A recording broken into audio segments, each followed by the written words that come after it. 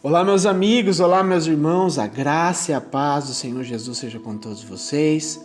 Graças a Deus nós estamos aqui mais um momento na presença de nosso Deus, podendo aprender com as suas escrituras, amém? Nós estaremos lendo hoje Romanos de número 8 e olha que a palavra de Deus nos ensina. Portanto, agora já não há condenação para os que estão em Cristo Jesus, porque por meio de Cristo Jesus, a lei do Espírito de vida me libertou da lei do pecado e da morte. Porque aquilo que a lei fora incapaz de fazer por estar enfraquecida pela carne, Deus o fez, enviando seu próprio Filho à semelhança do homem pecador, como oferta pelo pecado, e assim condenou o pecado na carne, a fim de que as justas exigências da lei fossem plenamente satisfeitas em nós, que não vivemos segundo a carne, mas segundo o Espírito. Quem vive segundo a carne tem a mente voltada para o que a carne deseja, mas quem, de acordo com o Espírito, tem a mente voltada para o que o Espírito deseja. A mentalidade da carne é morte, mas a mentalidade do Espírito é vida e paz. A mentalidade da carne é inimiga de Deus, porque não só se submete à lei de Deus e nem pode fazê-lo. Quem é dominado pela carne não pode agradar a Deus. Entretanto, vocês não estão sob o domínio da carne, mas do Espírito, se de fato o Espírito de Deus habita em vocês. E se alguém não tem o Espírito de Cristo, não pertence a Cristo. Mas se Cristo está em vocês, o corpo está morto por causa do pecado, mas o Espírito está vivo por causa da justiça. E se o Espírito daquele que ressuscitou Jesus dentre os mortos habita em vocês, aquele que ressuscitou a Cristo dentre os mortos também dará vida a seus corpos mortais, por meio do seu Espírito que habita em vocês. Portanto, irmãos, estamos em dívida, não para com a carne, para vivermos sujeito a ela. Pois se vocês viverem de acordo com a carne, morrerão.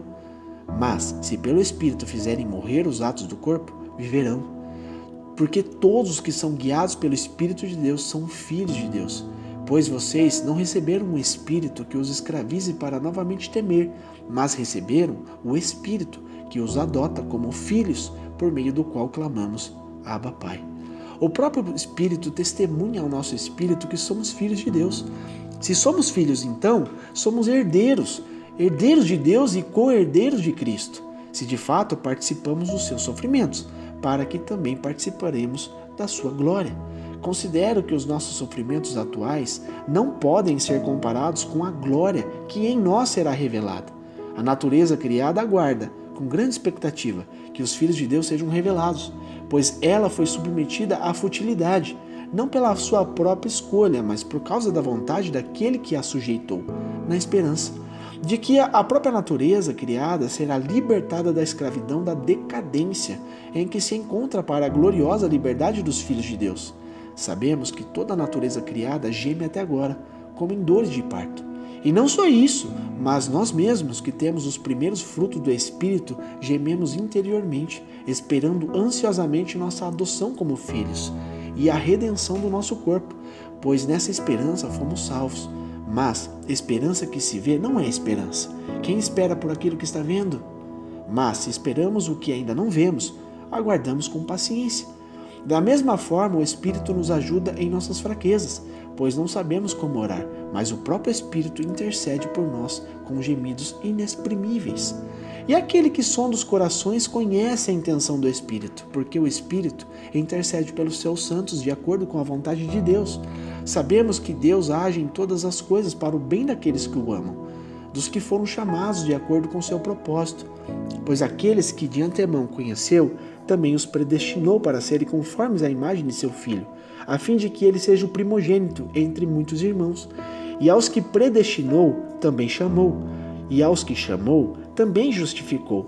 E aos que justificou, também glorificou.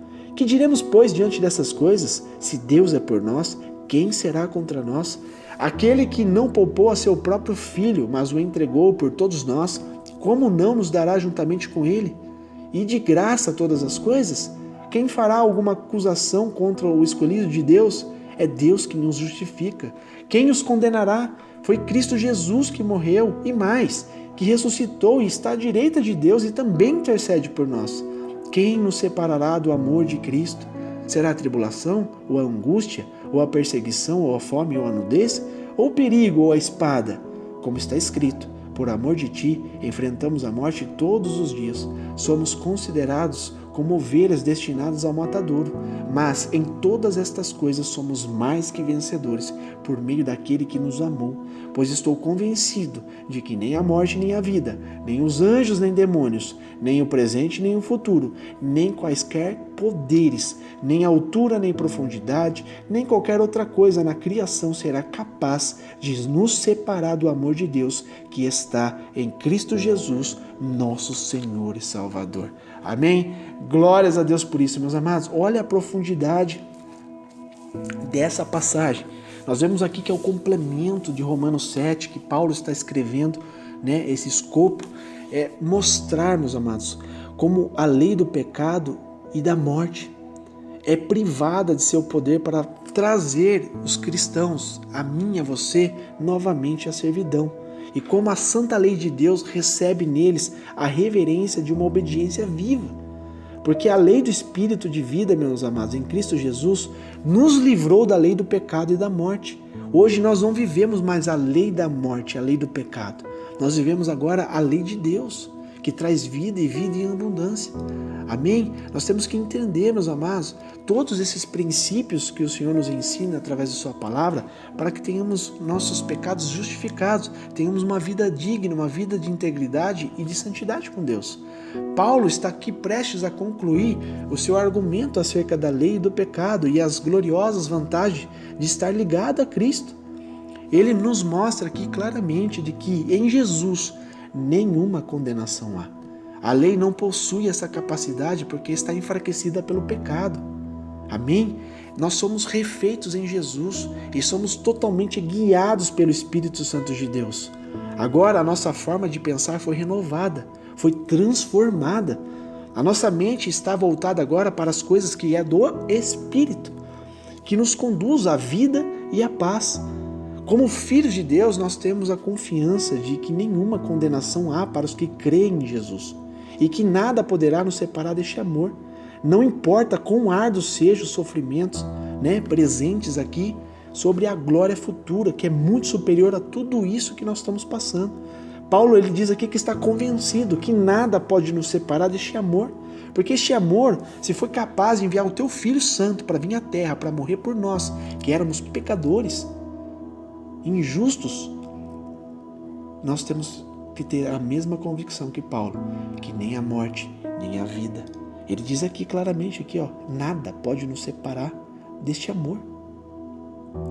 Nem a tribulação, nem a angústia, perseguição, fome, nudez, desemprego, nada, perigo, nada pode nos separar deste amor. Porque nós somos como ovelhas destinadas ao matadouro. Nós estamos de passagem neste mundo, isso é notório. Deus nos protege, nos abençoa, nos cura, nos transforma, sim. Mas essa vida que temos aqui na terra, ela é uma vida passageira. Nós estamos aqui como ovelhas destinadas ao matadouro. E a ovelha, se você vê um rebanho de ovelha, elas são totalmente guiadas pelo seu pastor. E quem é o nosso sumo sacerdote, supremo pastor? Jesus.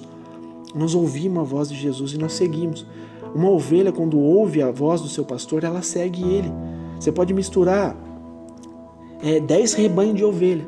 Se cada pastor for para um canto e assobiar e chamar elas, as suas ovelhas vão direto para os seus pastores. Amém? Então, meus amados, ele está dizendo claramente que em todas estas coisas, seja fome, perseguição, nudez, perigo, angústia, tristeza, tribulações, sobre todas estas coisas, nós somos mais que vencedores por meio daquele que nos amou. É Ele que nos garante que vamos vencer todas essas coisas. E Ele está convencido que nada pode nos separar deste amor. Que amor é este? O amor de nosso Deus Pai, que está em Cristo Jesus, nosso Senhor e nosso Salvador. Amém, meus amados? Então aqui nós aprendemos claramente que é necessário que eu e você entendamos que nenhuma condenação há quem está em Jesus Cristo. Nós temos que entender que a mentalidade da carne e a mentalidade do espírito, elas guerreiam uma contra a outra. E você tem que saber discernir quem você vai alimentar mais, se é o teu espírito ou se é a tua carne. Nós temos que entender, meus amados, como ele diz aqui, agora nós somos herdeiros de Deus, co-herdeiros de Cristo. Agora Jesus Cristo passou de unigênito, que era único, para primogênito. Agora nós somos irmãos de Cristo Jesus, através dessa aliança que Ele fez por nós, para nós. A aliança de Jesus Cristo para conceder para nós essa libertação do pecado e trazer vida e vida em abundância. Hoje nós somos considerados filhos de Deus por amor a Jesus Cristo. O sofrimento do presente que nós vivemos hoje não pode se comparar com a glória futura que Deus vai revelar em nós. Amém? Então a esperança e a atuação do Espírito Santo de Deus tem que estar viva dentro de nós. Temos que continuar caminhando por essa visão, por essa direção, a direção do Espírito Santo de Deus. Amém? E nós somos predestinados à semelhança do Filho, predestinados a receber essa herança, receber o poder de Deus para sermos como Ele é. Jesus fala claramente em João, na sua oração, João 17, que é muito profundo, que o próprio Jesus diz: Senhor, Pai, assim como eu sou um contigo, assim eu sou um com eles e eles um comigo. Então, meus amados, nós somos, através de Jesus Cristo, transformados em filhos de Deus. E para finalizar, quem nos separará de Jesus Cristo, do amor de Deus? Ninguém. Porque nós somos mais que vencedores através do teu nome, através do teu poder. Amém? Que Deus te abençoe, que Deus te ilumine com essa mensagem. Eu creio que foi edificante ao teu coração. Que Deus te conceda sabedoria, que você possa sempre alimentar o teu espírito, que você possa sempre colocar em primeiro lugar na tua vida, a tua vida espiritual, buscando sempre primeiramente o reino de Deus e a sua justiça, porque de todas as outras coisas o Senhor cuida por ti. Amém? Deus abençoe e tenha uma excelente semana na graça e na paz de Jesus Cristo.